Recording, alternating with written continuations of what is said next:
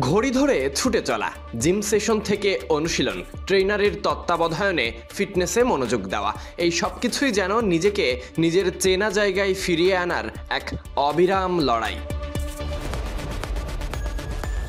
লম্বা চুলের এই লোকটা ছিলেন জাতীয় দলের সবচেয়ে আক্রমণাত্মক ওপেনারদের একজন। ব্যাট হাতে ঝড় তোলা, বল হাতে চমক দেওয়া। সৌম্য সরকার মানেই ছিল নতুন সম্ভাবনা। তবে দুর্ভাগ্য, এখানেই আপাতত ফুল স্টপ।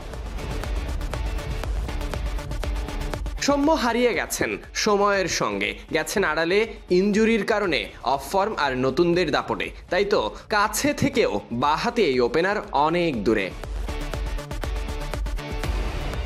ক্যারিয়ারের শুরুর দিকে যতটুকু আশা দেখিয়েছেন, পরন্তু বিকেলে ততটাই হতাশা ছড়িয়েছেন। তারপরও প্রশ্ন থেকে যায়, সৌম্য কি আবারও ফিরবেন, নাকি তার অধ্যায় শেষ হয়ে যাচ্ছে এভাবেই?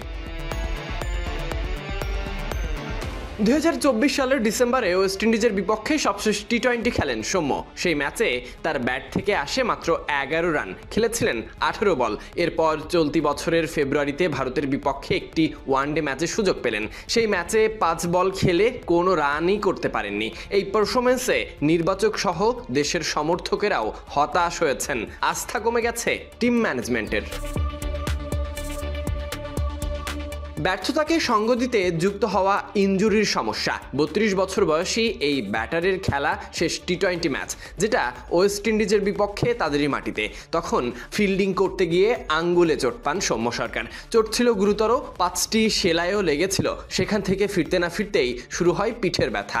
চিকিৎসকের পরামর্শতে মেতে অনুষ্ঠিত পাকিস্তান সিরিজ থেকেও ছিটকে গেছে। এদিকে আন্তর্জাতিক মঞ্চে ঢুকলেও ফ্রাঞ্চাইজি লিগ সহ প্রস্তুতি ম্যাচগুলোতে সৌম্য সরকার নিজেকে প্রমাণ করছেন, নিজেকে খুঁজে পাওয়ারই চেষ্টা করছেন। 22 গজ থেকে এমন অনুশীলন কিংবা ফিটনেস ট্রেনিংয়ে প্রতিটি ফোঁটা ঘাম কিংবা এভাবে ছুটে চলা সৌম্যর নিজেকে খুঁজে পাওয়ারই চেষ্টা। বাকি এখনও বিশ্বস্ত হয়ে নিজেকে প্রমাণ করা। Sadik Ahmed, Sunny, BD cric time.